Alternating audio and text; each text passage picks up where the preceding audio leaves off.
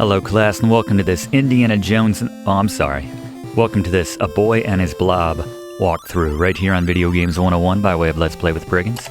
It was the title and the soundtrack there that threw me. I'm your instructor, Professor Brigands, and this is an interesting game. In terms of difficulty, I'm going to give it a 4 out of 10, which equates on the frustration scale to biting down on your controller. Maybe if you throw the wrong jelly bean at the wrong time or fall off a ledge at the wrong... Well, it's always a bad time to fall off a ledge, but there'll be plenty of time to talk about this game and its quirks. Let's run the intro and get into it.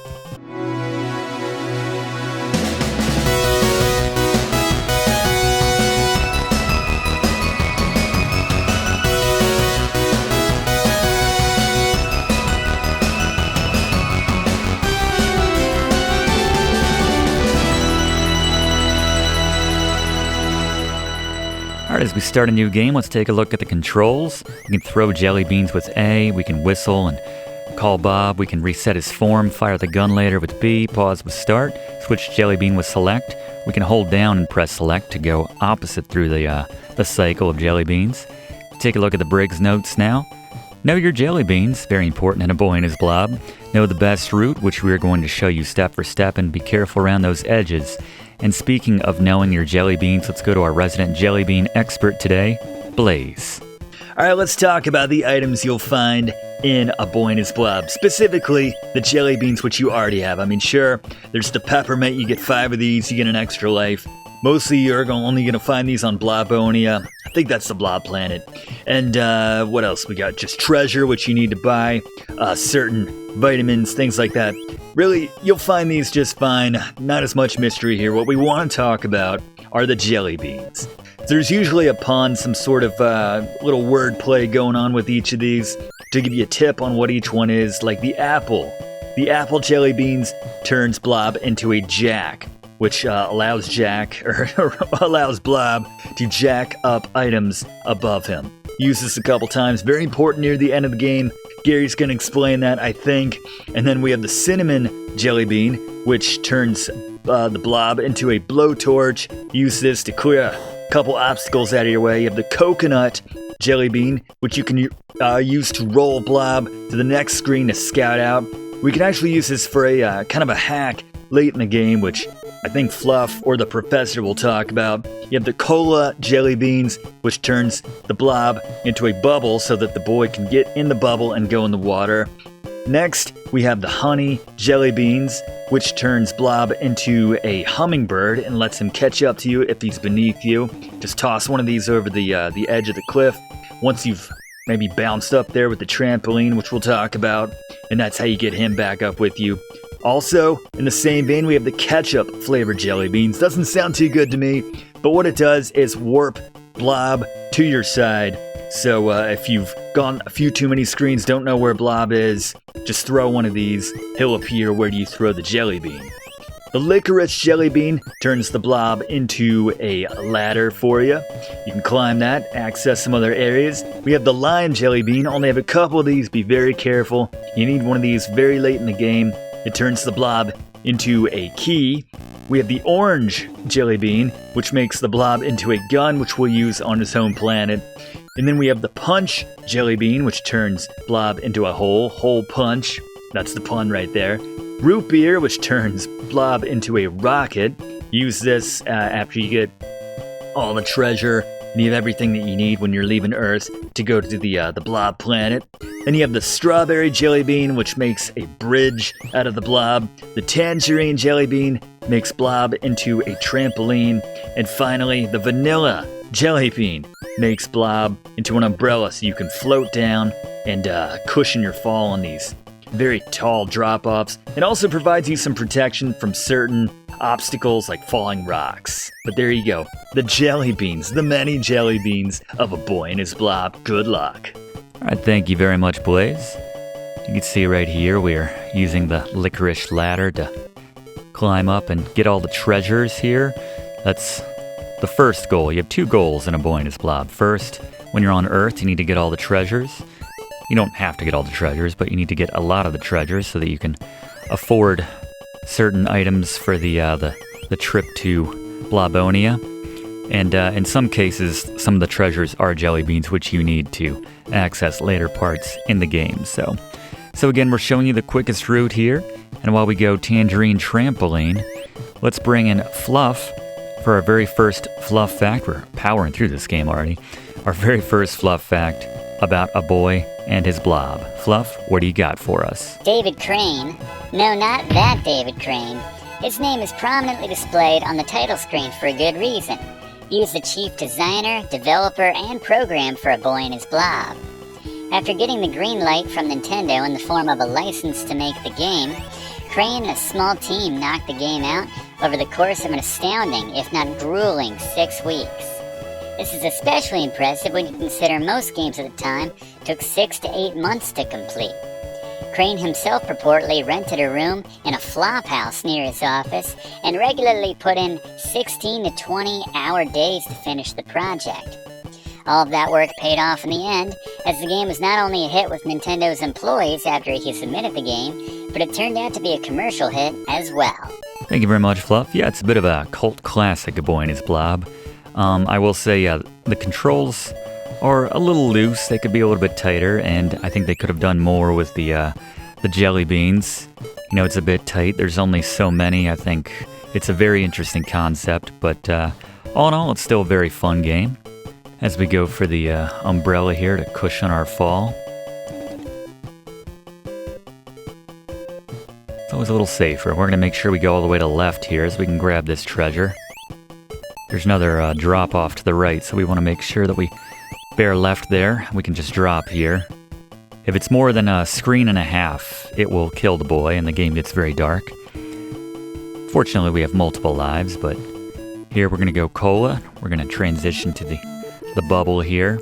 Not only is it good for protecting our head from those falling obstacles that we had earlier on, but it provides us an airtight chamber, which we can use to access the underwater sections here in A Boy and His Blob. Not sure if we should be worried about our oxygen supply here in the bubble, or maybe how it's going to eventually smell, but we won't be in here too long.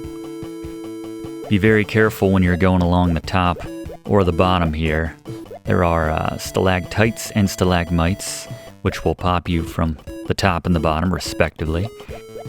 Stay on this course, though, and you can avoid pretty much all of the obstacles. This is probably one of the hardest parts, if not the hardest part, is threading the needle here, as any of those white tips will pop your bubble.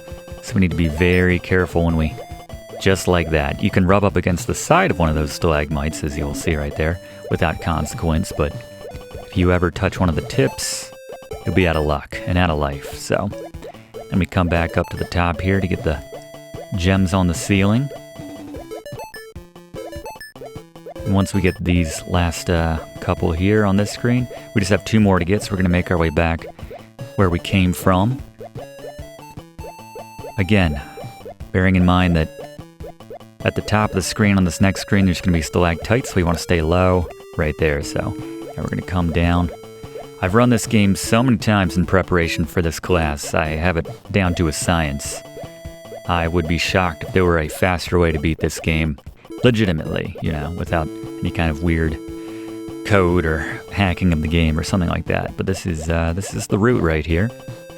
We're going to move right to left, get out of the water. It's okay if we rub up against the side here. Just kind of push up and to the left to get out here. And then B to return our blob friend to his normal form. We'll use a licorice ladder here. You can't always use the ladder to burst through the ceiling, if you will, but in some cases you can. I like to make sure we stay as far to the left as possible in this room because you have this enemy bouncing around. Gotta make sure you're close enough to the ledge to get this strawberry bridge to work. Is it wrong that it makes me kind of sad when we miss the jelly bean in the blob's mouth and he gets a little bit sad? Anyway, here's a pro tip. Throw a cinnamon jelly bean to the blob right here and then line your feet up with that line, just like that, in this one spot. Don't move, and then switch to the tangerine jelly bean. It's going to be tight, but it's hard to line up the blob exactly where you want him without using that trick. So while we're trampolining, let's get another Fluff fact about this game with Fluff. Review scores for A Boy and His Blob were mixed, with critics typically praising the idea of the gameplay, but criticizing the execution. Despite this, the game went on to win Best in Show at the Consumer Electronics Show, and won a Parents' Choice Award for portraying positive human values, high-quality software, intelligent design, and an ability to hold the player's interest. Crane was especially proud of this award in particular, being a parent himself. A sequel for the Game Boy was released the next year in The Rescue of Princess Blobette, and several more sequels were planned in the following decades for Game Boy Advance and Nintendo DS, that both were cancelled midway through development, though in 2009 they made a reimagined version with updated graphics for the Wii, which was widely praised. Good look, Fluff. Thank you very much. So we used the licorice ladder. We just have 2 more to go, as I said. That's one area where it's a bit too thick for whatever reason. It's not always obvious.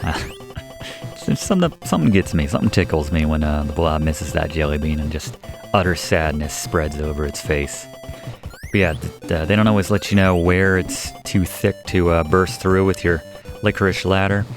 We need to go back to the tangerine right about here to get a gem, which is suspended above us. Just right there. There we go. And we have 1 to go. We can call the blob out of that. And let's go to the ladder one more time. So we're going to get out of the underground section and back to the subway sewer kind of section. Use our licorice again. It's so sad. They give you plenty of jelly beans in most categories, where you don't have to worry about wasting them here or there. Got 1 more screen above us, I think, before we get back to the subway section. 1 or 2.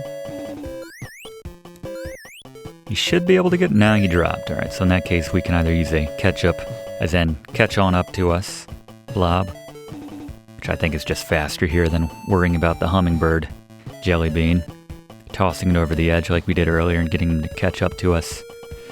Well, so I shouldn't use that term unless I'm using the catch-up jelly bean specifically, but toss him a licorice ladder right here. And just like that, we are back in the kind of, I don't know, the maintenance area. I'm not sure what you want to call this. I can't imagine they would have passengers down here walking aimlessly about. But here is the final treasure, which happens to be a bag of jelly beans.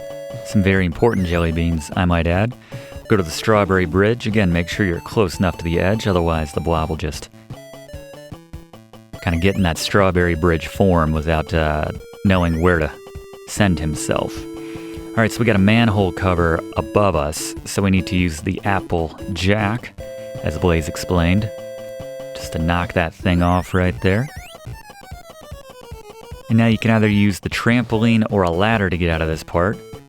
I like the tangerine trampoline. You just have to be very careful, as I've learned firsthand that if you're not careful, you can see we're kind of in the foreground when there's not meant to be multiple grounds here, so just sort of shake it off. You can accidentally walk through the subway stairs down there, which I did during a Let's Burn with Brigands episode of this. By the way, check that out.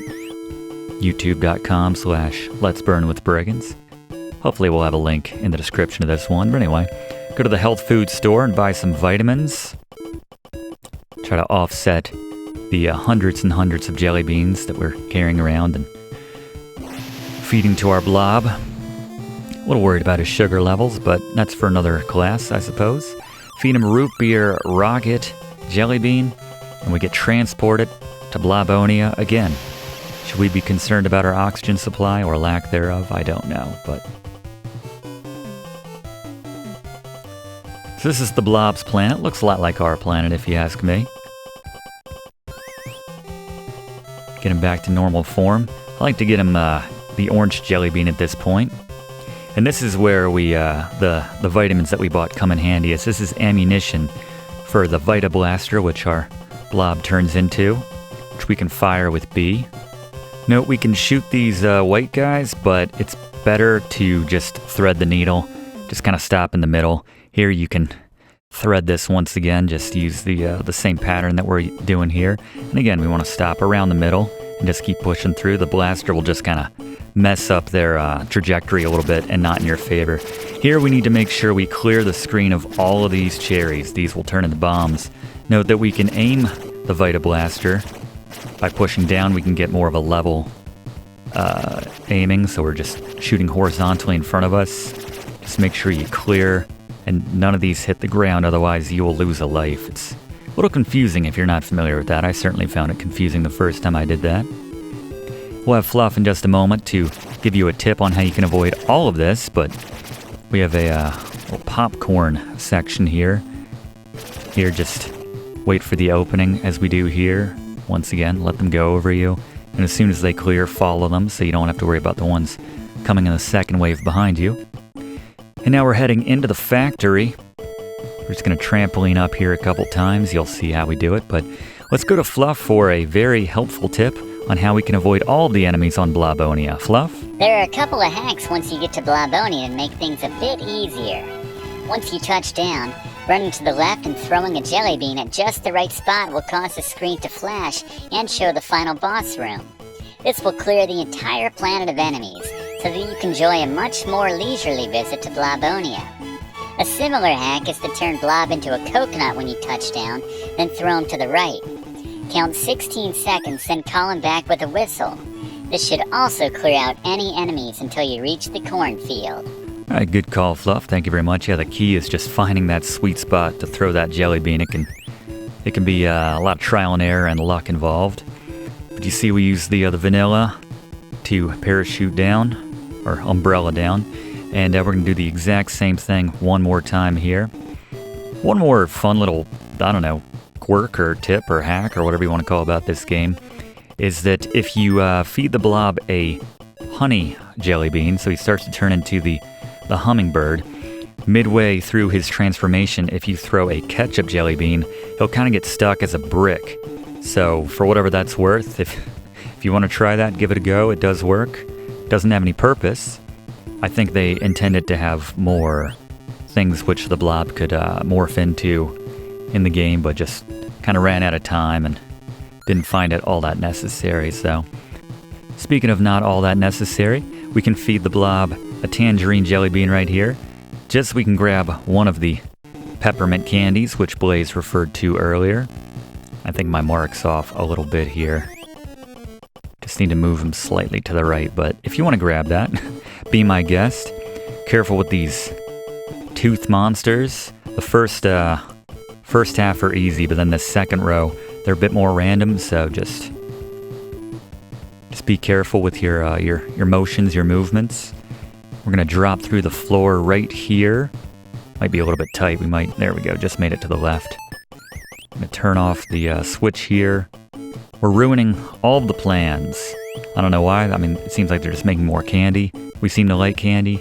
I don't know why all of a sudden we're anti-candy. I guess if we read the instruction book, we'd know more about the boss, which we're actually coming up on in just a moment. Let's just head to the right here. And we left Blob down below, so we'll just use a ketchup jelly bean to get him to catch up to us. And same thing again. The first half of these, not too bad, but the second screen, a bit more tricky. Just commit to whatever decision you're trying to make. Here's the the gingerbread people, looking all bummed. Maybe because they used to be people? I don't know. But finally, use for the lime jelly bean. As this turns the blob into a key, that is one that you don't want to waste. And let's go to Gary for the final boss. It's Scary Gary's Boss Beaters. Really? Really, Professor? Yeah, I figured you didn't want to be left out. All right. Toss an apple jelly bean while running. Congratulations. Thanks, Gary. Enjoy the rest of your vacation. And yeah, speaking of vacation, I think we just earned ours. Clean sweep of a Boy and His Blob. We defeated the evil king, who, is that the guy we just took down? I don't know, but the blob people seem to be happy. Round of applause.